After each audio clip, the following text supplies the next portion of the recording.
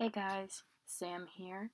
Um, I tend to write a lot, so I want to share you one of my fan fictions that I had to write for class.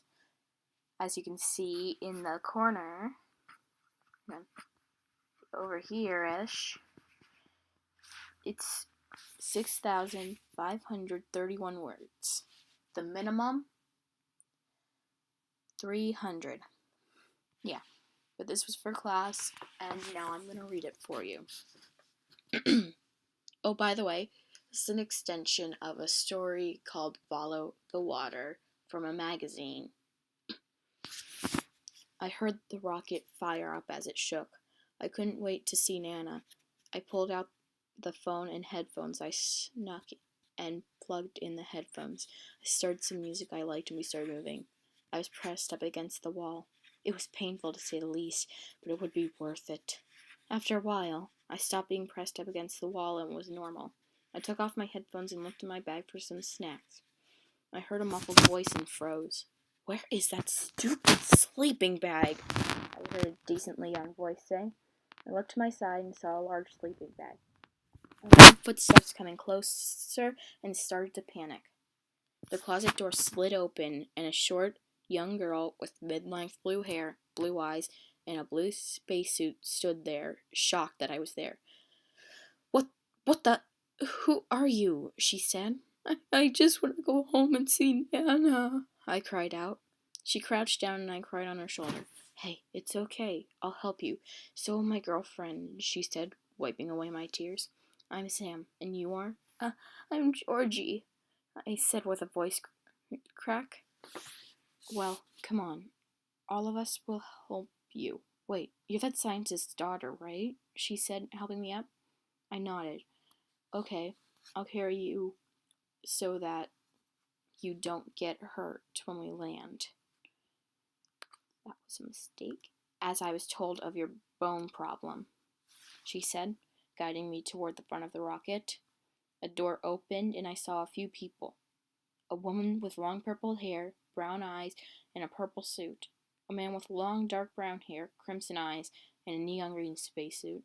A woman with long pink hair, gray eyes, and a pink spacesuit. And a man with short brown hair, purple eyes, and a golden suit. Sam, who are you? Who's this? There you are. Who's this? My apologies. I am so bad at keeping my words straight. Please just bear with me. Sam, there you are. Who's this? The purple-haired girl asked. Now everyone was looking at us. Guys, this is Georgie. Georgie, this is Tiff, she said, pointing to the first girl. Ty, now the first guy. Flower, the second girl. And Sky, she finished, pointing to the last guy. They all waved.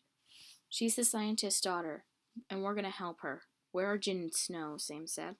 The doors opened behind us, and Sam pushed me forward as she was tackled by a girl with white hair, gray eyes, and a white suit. A tall man with black hair, black eyes, and a white and purple suit was behind them. Snow, get off me, Sam said. The girl with white hair, Snow, got up, and Flower helped Sam up. Flower and Sam shared a quick kiss and turned back to me. How old are you? Flower asked. 16, I said. Who's the brat? Snow said. We're helping her. Plus, she's like over a foot taller than you or I, Sam said. It was true, as they were maybe 5'3" and 5'4". Hey guys, we're approaching fast, Ty said. Sam dragged me to a chair and had me sit down next to her and buckle up. Ty, landing gear. Tiff, monitor the fuel. Snow and Jin, secure everything loose inside. Flower, help me work the panel. Sky, sing, Sam commanded. Sky started saying hallelujah in a beautiful way. It soothed me and kept everyone else calm. We landed successfully and everyone celebrated. Sam put me on her back and carried me out. I felt so heavy, but nothing broke. She ran to the hospital where Nana was at, but didn't put me down. When we went in, a man with light brown hair, a gray hoodie with a red creeper face, and a large cloak met us at the door. Seto, where's Allie and Naomi? Sam asked. Follow me, he said. On the way, Sam explained everything, and Seto promised that I would be taken care of. Here she is, Seto said. Sam walked in the room and I saw Nana. Georgie? Nana questions. I nodded, too happy to speak. Sam put me down on the bed next to her and sat down across the room. We hugged and cried into each other. So now it's 3 years later. Nana sadly passed, but my parents said I could still say I'm good friends, pretty much family, with Seto, Sam, Flower, Jin, Tiff, Sky, Ty, and even Snow. We all live in a small town together. I can walk now, and I just needed to get more nutrients. Sam always asks for my help because I'm so tall. I found out about magic too. They have a little, but they can't use all of it on Earth. Seto, Ty, and Tiff were the main brewers, while Sky, Flower, Sam, Snow, and Jin were better at fighting. Actually, right now, Sam and Sky are teaching me to fight. Alright, G. Adam and I are going to show you some examples of our more advanced moves. Then we'll have examples of we'll have. I'm sorry, guys. Let me start that sentence over again. I'm sorry. Alright, G. Adam and I are going to show you some of our more advanced moves, then we'll have an example of what you'll be up against, Sam said. I stared blankly at Sam. She had a look of thought on her face before face-palming. Adam is Sky's real name, she said. I nodded and they turned toward each other. We were in the middle of a forest, miles from civilization.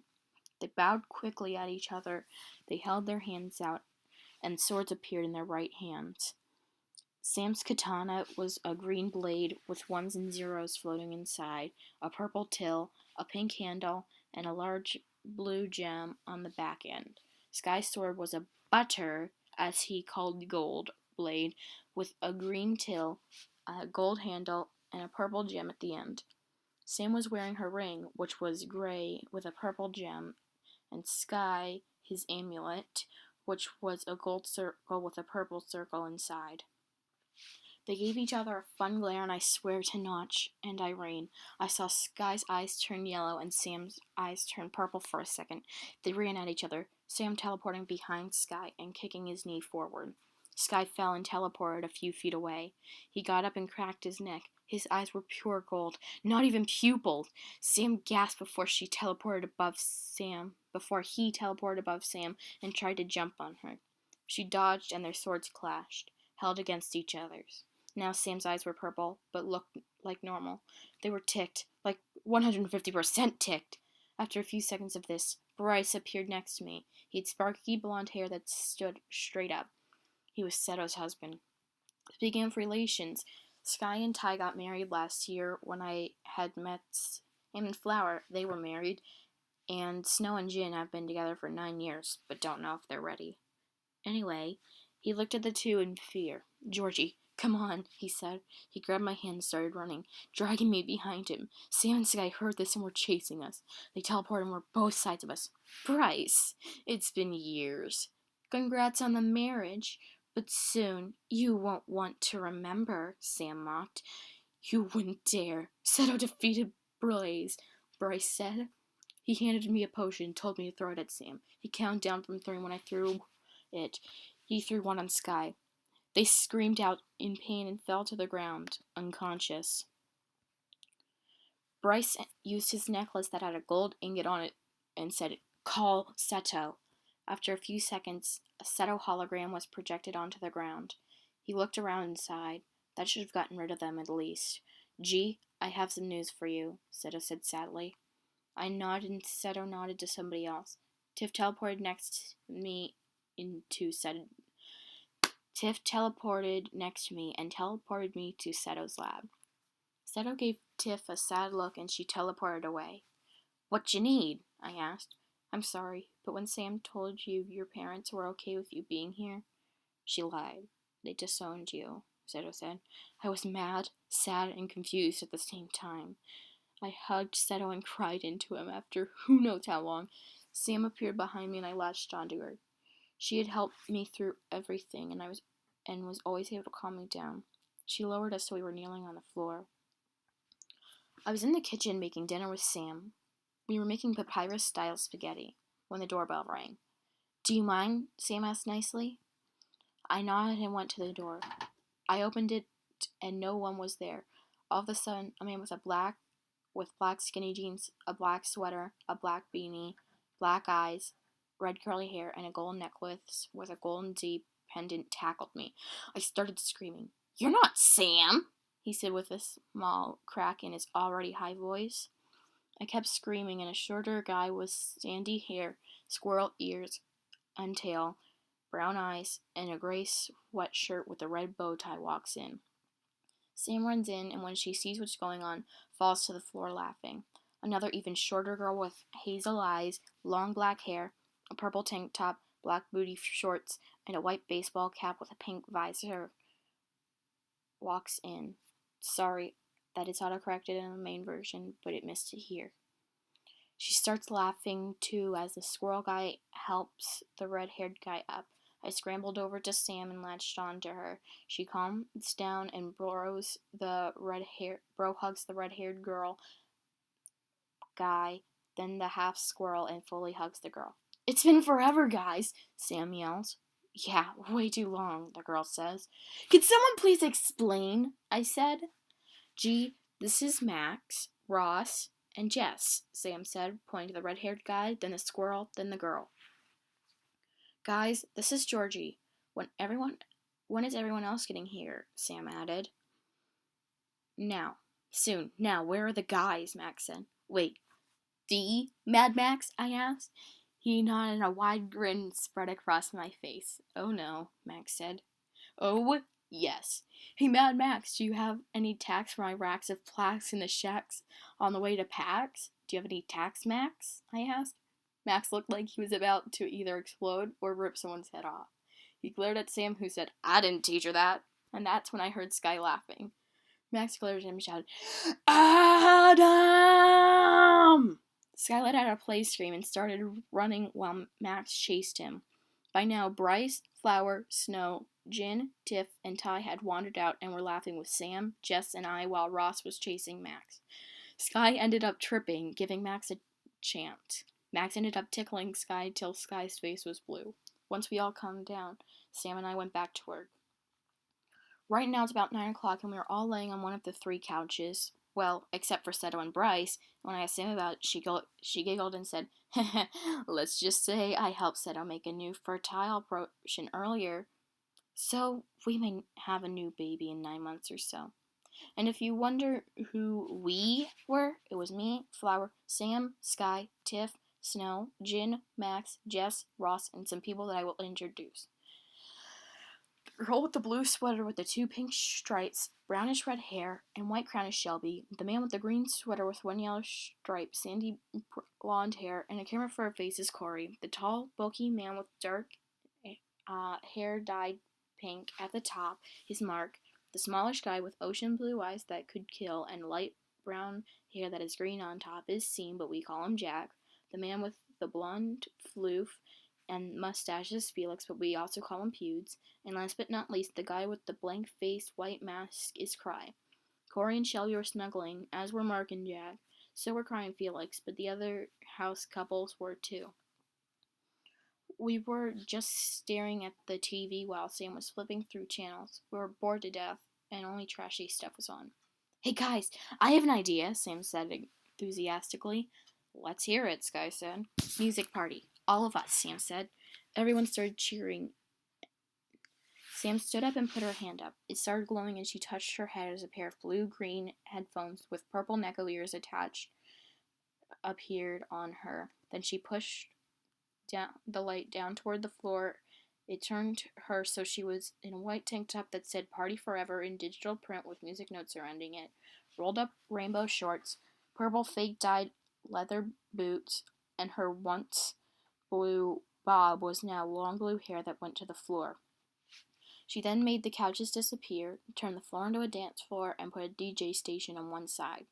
She got behind it and started to beat. She picked up a microphone, and when the time came, she started singing the male nightcore version of Cheap Thrills. She pressed the mic up against the side of her face, and it morphed into one connected to her ear. She danced to the song, and soon Flower joined her. After they were done, we all clapped, and Snow went up to Flower and Sam. Jin and Shelby ran behind her. They all had a certain look in their eyes and just ran up behind Sam.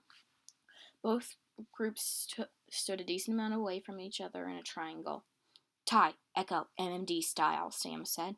A screen popped down behind them, and there were 3 MMD style people standing on the screen. One was Sam, one was Flower, the other was Snow. Ty ran to the DJ station and hit a button while Sky made me stand back. The lights dimmed and the song Echo by Gummy started playing along with the MMD. Sam, Flower, and Jess performed flawlessly while Shelby and Jin messed up a little, making Snow mad, resulting in her messing up. When it finished, we all cheered. Snow gave a glare and Sam made a Dance Dance Revolution machine appear. Oh, it's on, Snow said. I'm sorry, ignore the scratching of my idiot cat trying to get into my room. After they both beat each other, we started taking turns. Sam and I were currently watching Max and Ross trying it. Max was very bad and eventually fell over onto Ross, even though Max is half a foot taller than Ross. When Max fell, his and Ross' lips collided, making Sam spit out her soda and start screaming, jumping, and running around like a crackpot. I looked back at the two, who were staring into each other's eyes and blushing. I awed, and they kissed again. That's when Sam looked like she was about to explode. It was around 7 a.m., and Sam and I were sitting in the kitchen. I was cooking bacon, and Sam was sitting at the island drinking hot tea. Bryce walked in without a shirt and more tired looking than normal. So, can he walk yet? Sam said, not looking away from her laptop. I burst into laughter, and Bryce shot her playful glare, but shook his head. Sam pulled out a potion. Here, give him this and a massage. There are tests in Sky and Ty's room, she said, throwing him the potion and taking a sip of her drink.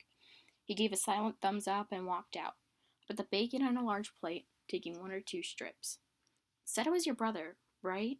I said, sitting next to Sam. Yeah, so is Ty, she said.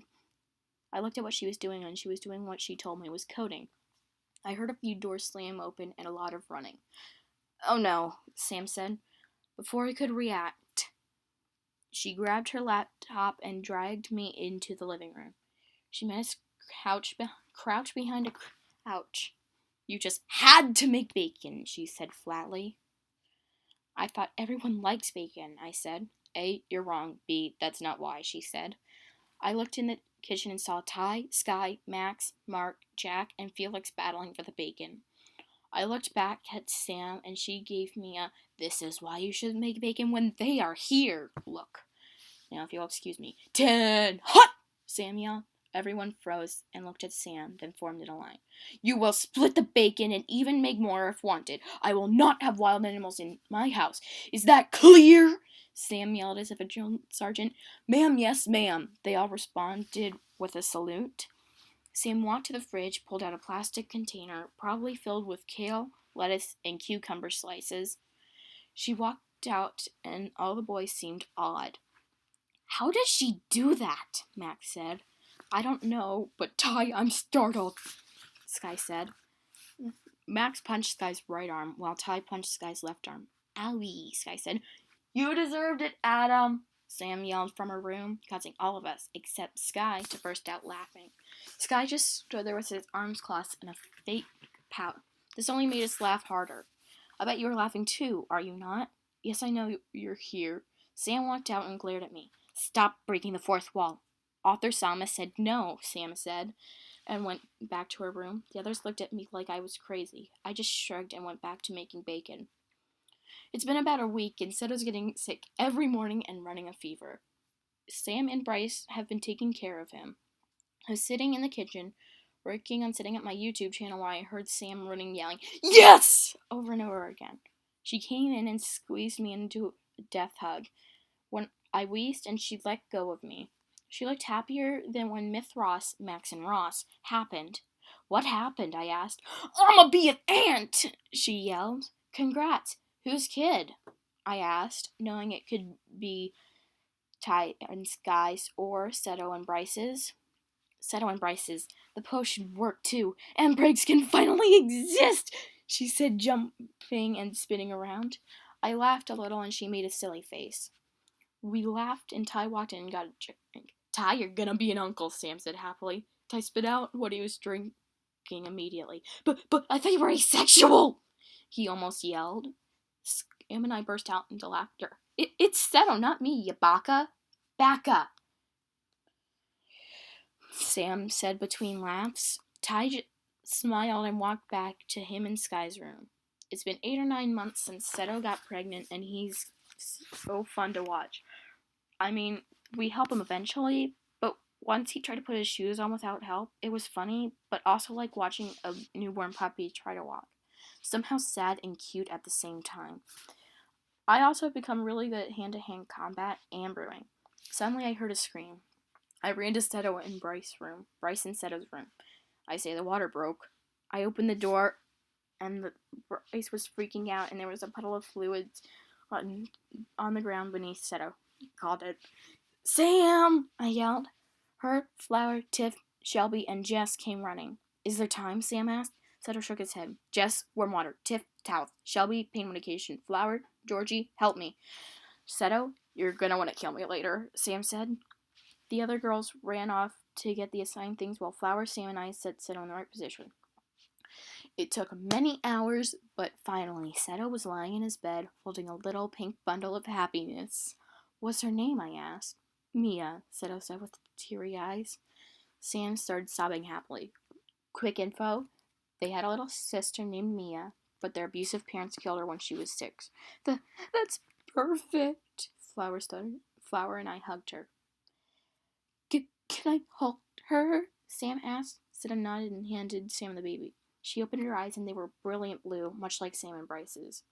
She had a few small curly brown hairs. She had Seto's features and Bryce's happy feelings. She looks just like Mia and has a similar aura, Sam said through tears of joy. She started cooing to the baby, making silly faces. Mia responded by giggling happy and loudly. And she has Bryce's laugh, Sam said. We all laughed a little. Wait, Seto, her eyes are turning purple, I said. Something across the room started levitating. Holy crap, Seto! She's a sorceress like us! Sam exclaimed happily. When a Lox family sorcerer or sorceress uses their powers, their eyes turn purple, except for Sam, whose eyes change to green, and Ty's, who also change green. But the thing, a vase, dropped when her eyes went back to blue and shattered. Oh, Notch, this will be fun, Flowers said. We laughed at the remark. I think the rest of my time here will be amazing. Oh, who knows? I may just do something great someday. Oh, wait. Author Sama once more. Okay. Mia is now 1 month old and we are all celebrating Christmas. In fact, it's Christmas morning. We were all opening presents but sitting on the floor. I opened one that said it was from Sky. I looked at the box and the paper was off. After the paper was off and there was a note. I couldn't find a good present at the store, so here's a coupon for as many puns as I can think of, signed The Butter King, it read. I burst out laughing when Sky saw the box. He smiled happily. Adam, you're too much, I laughed. Sam read the note and glared at Sky so hard I think he died. Literally, he fell over to the floor with a blah sound. We all laughed and Sky sat up and opened a present. His face was that of pure awe and amazement. He lifted up a yellow shirt that said, I am Sky, the one and only king of butter, and my butter queen, Ty, with a picture of Ty facepalm. Who the heck? He started, but Sam and I cut him off by yelling, Me! Sky laughs and puts it on.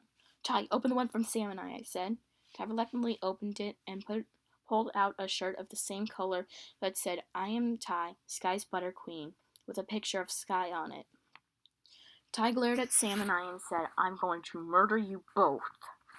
Ty, put it on for me, please. Sky pleaded with puppy eyes. Ty groaned and put it on. Yay! Sky cheered and hugged Ty. Ty rolled his eyes and I high-fived Sam. Sam, open this one. Open this one. Seto, Bryce, Ty, Sky, Flower, and I all did this one, I said, sliding a long black and purple box towards her. She eyed me suspiciously, but started peeling back the paper. When she was about to open the top, Sky yelled, Boom! And she screamed and jumped back. He started laughing while Sam got up and started chasing Sky. Adam Skylar Dalberg, you are dead! Sam screamed. I ran over to Sam and tackled her. She pushed me off, and I grabbed her leg, and she fell flat on her face. "Oh," she said, muffled by the carpet. I got up and helped her up. I dragged her back to the present, and she opened it with a gasp. She pulled out an old-looking golden staff with a light purple gem floating in the part of the top, and a long, old, shimmering, dark purple cloak. Also inside were a lot of old potions and stuff for making the potions. She put her hands over her face and started to cry, but you could tell those were tears of joy. What we got here was all of her old sorceress stuff, and we even patched up her old cloak. How? She stuttered out. Most of the stuff was destroyed in the first battle war with the Sky Army, Dead Army, the Enter Army, the Nature Army, and the Sorcerer Guild against the Squid Army. Of course, the Squid Army lost, but just before they did, they destroyed the sorcery dimension. It was left in ruins, and there was not a building standing.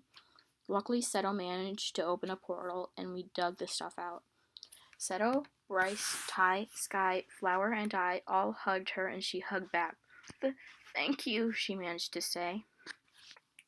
We pulled back, and Flower wiped her tears away. Jin handed Snow a small box, and she took off the paper. It was a little black box. Author's note: y'all know I'm taking this after The Magic Within, one of my other stories, if you don't follow me on Wattpad. She opened it and gasped.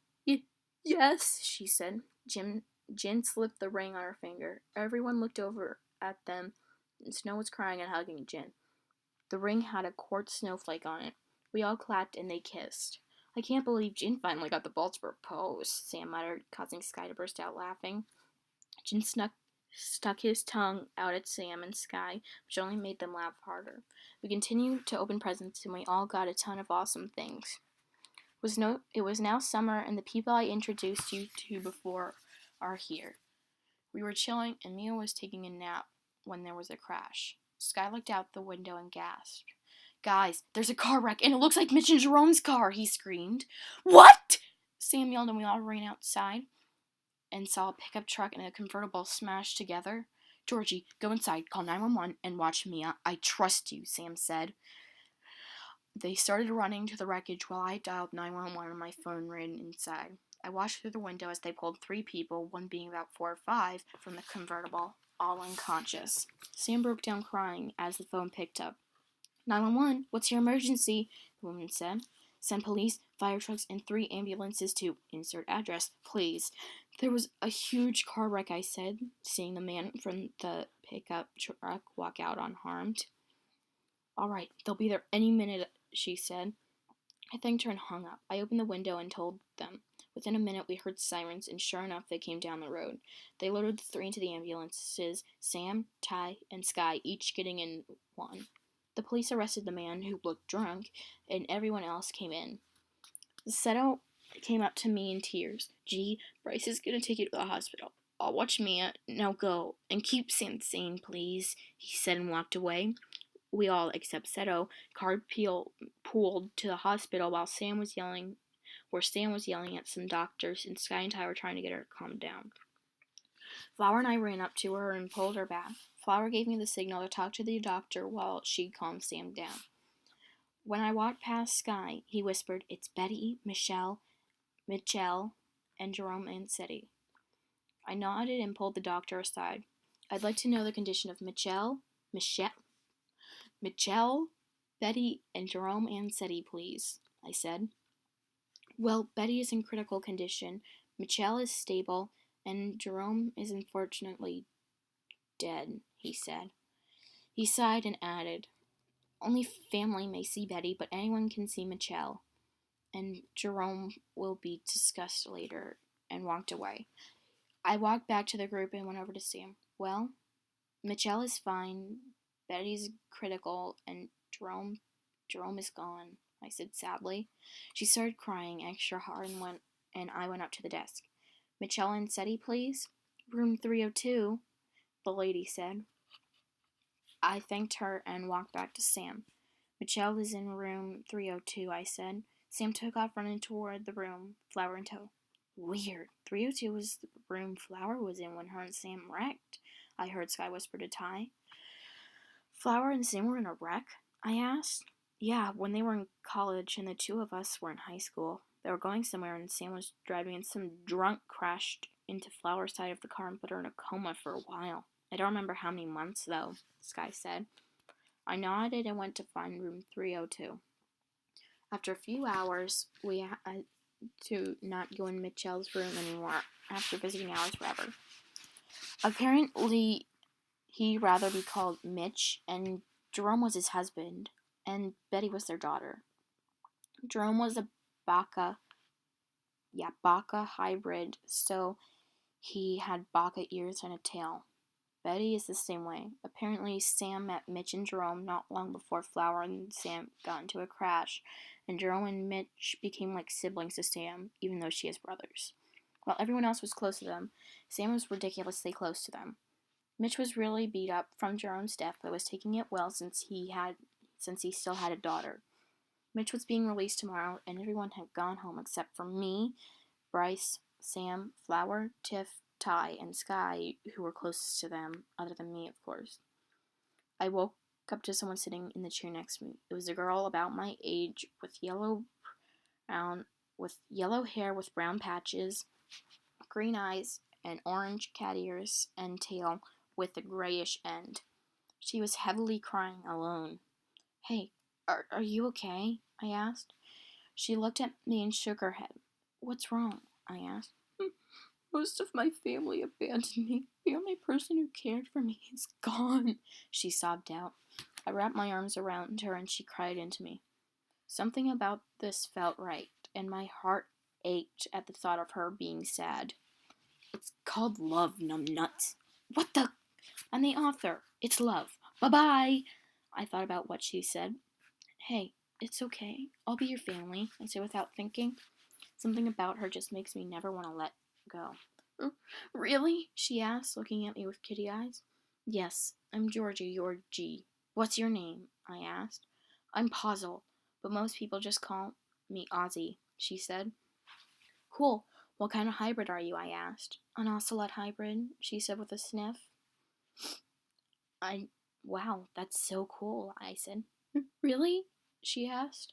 Yeah, I've never met a hybrid, but I'll meet a Baka hybrid soon, I said. Wow, so you have a family? She asked. No, my parents disowned me and my Nana died, but I have a friend who took me in and treated like family. They still do, and we'll probably always be living together, I said. She giggled and it sounded like heaven to me. I really am in love. So, you want to meet some of them? One of their friends that I never met died, but it may make them happier, I said. She nodded and stood up. I held my hand out for her and she took it. I pulled her up and kept a hold of her hand. I could feel a blush creeping up my neck. When I looked at her, she had a small blush and a few tears on her face. I cupped her cheek with my hand and used my thumb to wipe her tears away, making us both blush harder. I pulled her towards the others. Guys, this is Ozzy. She lost her family and doesn't have a place to go. Can she be part of our family? I asked, giving puppy eyes. Everyone nodded and I hugged Ozzy in excitement. Once I realized what I was doing, I let go and we both blushed. I looked at Tiff and Sam, who each had an evil smile. Oh no. It's been a few weeks. Betty and Mitch were both released, and Betty is really nice. She will grow to be 16. I found out since she's a Baka, she will grow to be 16 on her next birthday. We were currently all watching YouTube on the big TV when Tiff pulled me out of the room and into the kitchen. Come on, you'll have to ask her, Tiff said. Ask who what? I said, making me blush as I knew she was talking about me asking Ozzy out.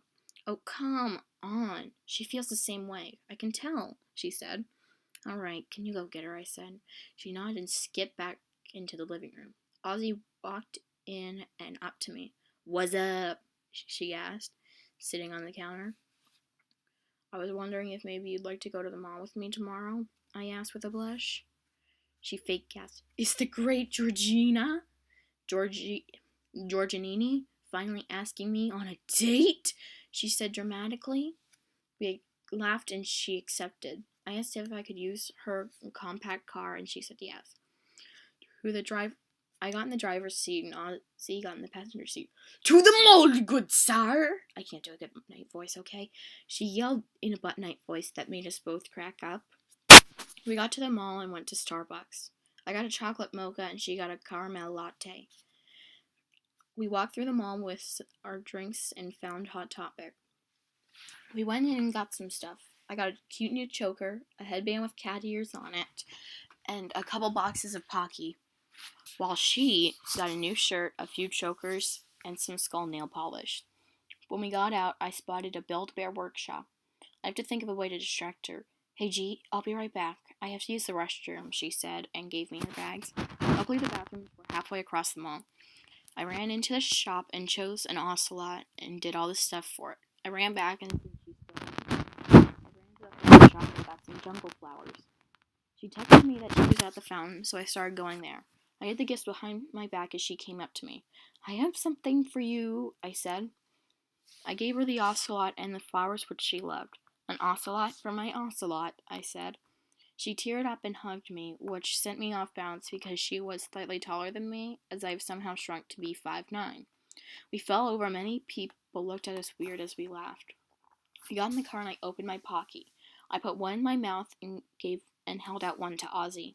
Instead, she put her mouth on the end of my Pocky and we started eating it. Of course, this resulted in us kissing. It wasn't rough, but long, sweet, caring, and passionate. I felt sparks fly. After a little, we pulled back for air. "Wow," we said at the same time. "I love you," she said. "I love you too. Will you be my girlfriend?" I asked. "Forever and always," she said. I started the engine and started to hum, expecting Tiff to bombard me with questions. It's been about a year since Ozzy and I went on our first date. Betty looks 17 right now, and she practically is. We were all eating dinner at Olive Garden. Our soups and salads were coming, and I was one of the two to get gnocchi soup. I saw Ozzy whisper something to the waitress, who nodded in response. I ignored it as she handed me my soup and gave Sam the other gnocchi. I put my spoon in and started eating when I saw something silver on my spoon after a few bites. I took it off and cleaned it up. It was a ring with a Minecraft-style emerald on it. There were words carved into it that said, "Forever love, your ocelot," on it. I covered my mouth as Ozzy took the ring and got down on one knee. "Georgina Faye, will you make me the happiest cat in the multiverse and be my waifu?" she said. "Yes," I said with tears in my eyes. She slipped the ring on my finger and kissed me as the whole restaurant clapped and cheered. Sky fixed my bow tie, and author's note, they were both wearing tomboy tuxes and Ozzy's is black, while I checked my hair. "Nervous?" he asked. "Yeah, thanks again for taking my dad's place," I said. "No problem, and don't be. Let me ask you something," he said. "Shoot," I said. Bang, bang. "But seriously, do you love her?" he said. "With every part of my being," I replied. "Then you'll be fine," he said. The church bell rang, and there were 5 quick knocks, meaning it was time to go. Sky linked our arms and led me out and down the aisle. "Do you, Georgina Faye, take Pozzle McKiss to be your lawfully wedded wife, in poorness and in wealth, in sickness and in health?" the priest asked. "I do," and slid Ozzy's ring on her. "And do you, Pozzle McKiss, take Georgina Faye to be your lawfully wedded wife, in poorness and in health, in sickness and in health?" the priest asked again. "I do," she said, and slid the ring on me. "I now pronounce you wife and waifu. You may now kiss the bride," the priest said, and we kissed. We ran out as people threw junglees on us. After the reception, Ozzy and I had the first dance. It was an amazing time with everyone, and we all got into a cake fight, which it was meant to be fun, but all of us ended with more fun than we could have expected. We pulled up to the hotel where we would be spending our honeymoon next to the beach. We went inside and got into more comfortable clothes. After a while of making out and snuggling, I remembered something. "Hey, Ozzy, I got one of the fertility potions before we left," I said with a devilish smirk that she returned. "Well, then it's a good thing these walls are soundproof," she said, and we raced to the bedroom. The end. Now, I thank you guys for listening. I know it's not perfect. I know I'm really bad at keeping my words straight. I'm sorry, but if you enjoyed, please leave a like, comment, subscribe. While I'm waiting to get my game started and get a better quality laptop, since I am using a school one for this. But yeah, I love you all just for watching. Thank you, and once again, I love you all. Bye-bye.